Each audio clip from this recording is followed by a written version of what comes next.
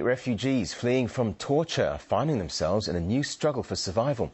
The UN has been forced to cut back on funding for those who escaped to Syria or Jordan. Many left in search of safety after being persecuted under Saddam Hussein or as a result of the US invasion. RT's Paula Sleer reports on the refugees' plight.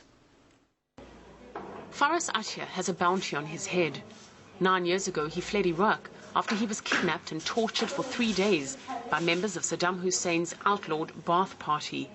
He says if he goes back, he'll be killed. So this is home for now, a 2-room apartment in the Jordanian city of Sahab. The water leaks and there are cockroaches on the floor. But even this accommodation, however Spartan, is a luxury Faris cannot afford. For 13 months, he's received not 1 penny from the United Nations High Commission for Refugees, the very organization set up to help people in his situation. I suffer in Jordan. The Jordanians don't treat me properly because I am a Shia. I barely survive.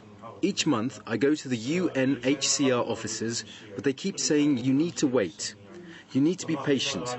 I'm supposed to get help from them, but they give me nothing. Like other Iraqi refugees in Jordan, Faris survives on illegal jobs, which come his way sporadically, no more than 2 or 3 days a month. There are at least 250,000 other young men like him, most of whom are also survivors of torture. Once a week for 2 hours, they meet here on the football pitch. It doesn't help them get work, but it's an escape from lives they're desperate to leave behind. It's the brainchild of Fusaya Iraqura, who contacts wealthy Iraqis and asks them to donate the funds that the United Nations agency does not. She also gets help from an American woman who fundraises in the States. American government did something wrong to the Iraq country because of that she feel that she's not just a civilian, but she feel responsible to compensate to the Iraqi people. Of course, UNHCR, they are helping to give the cash assist, but not all of them. Also, the amount is limited. What we are doing for Iraqis, just helping for urgent cases. More and more countries close their borders to people fleeing Iraq, and in the last year, the UNHCR's budget to help them has been slashed in half. We've had to essentially reduce levels of service and assistance.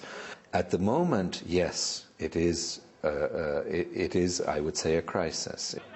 Jordan's already frustrated. Its economy is struggling, and it has its own Palestinian refugee problem. Unlike a football game where you can plan your next move, these refugees are rooted to the spot.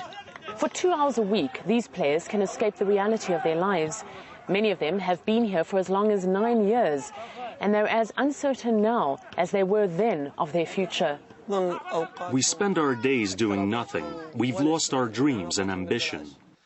And soon there'll be even more like them, fleeing from Iraq, where politicians have so far been unable to form a government, and tensions are climbing ahead of the planned American withdrawal in August.